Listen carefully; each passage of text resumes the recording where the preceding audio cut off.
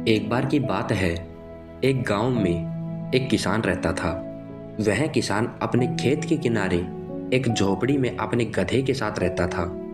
उस किसान की झोपड़ी के पास ही एक बहुत ही पुराना कुआं था जो बंजर हो चुका था, जिसमें पानी खत्म हो चुका था। तो एक दिन उस किसान का गधा आधी रात के अंधेरे में उस पुराने कुएं में गिर जाता है और रात भर चिल्लाता रहता है। दूसरे दिन जब किसान उठा तो उसने देखा कि उसका गधा अपनी जगह पर नहीं है। तभी उसने अपनी झोपड़ी के आसपास देखा और अंत में वह उस कुएं के पास गया और उसने उस कुएं में देखा तो उसे पता चला कि उसका गधा कुएं में गिर गया है। तो किसान ने सोचा कि अब क्या करूं।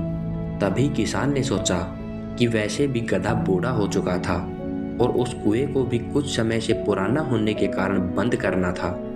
उस किसान ने कुछ देर सोचने के बाद निर्णय लिया कि क्यों न वह अपने गधे को उस पुराने कुएं में ही उसके साथी के साथ मिलकर गधे को जिंदा दफन कर दे। वह किसान अपने पड़ोसी के पास गया और ये सारी बातें अपने पड़ोसी को बताई और उसके सब पड़ोसी अपना अपना फावड़ा लेकर आए और उस कुएं में उस गधे के ऊपर रेत फेंकना शुरू कर दिया। अब कुछ देर बाद गधे को भी एहसास हो गया था कि ये क्या हो रहा है और वह जोर जोर से चिल्लाने लगा। उस किसान का गधा कुछ देर चिल्लाते रहा और फिर अचानक से वह चुप हो गया। तभी किसान और उसके पड़ोसी ने सोचा कि अब गधा नहीं रहा, वह मिट्टी के ढेर के नीचे दबकर मर चुका है। तो किसान ने अपने गधे को एक बार देखने का फैसला किया और किसान ने कुएं में झांक कर देखा तो किसान चकित हो गया और उसने देखा कि गधा अपनी पीठ पर आने वाली रेत के हर फावड़े को हिलाकर नीचे गिरा देता और फिर खुद उस रेत पर खड़ा हो जाता। इस तरह वह गधा रेत के हर फावड़े को नीचे गिराने के लिए अपनी पीठ हिलाता और फिर उस पर खड़ा होकर कुएं से आसानी से बाहर निकल आया।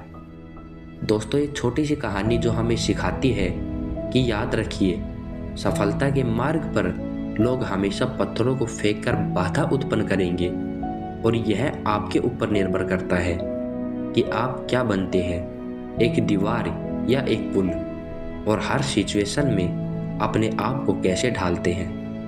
बाकी आपको ये छोटी सी कहानी कैसी लगी कमेंट ज़रूर किया करो यार। और अगर आप इस कहानी को और लोगों तक पहुंचाना चाहते हैं तो इसे शेयर करना, बाकी चैनल को सब्सक्राइब कर देना और मैं मिलता हूं दूसरी वीडियो में। तब तक के लिए जय श्री राम।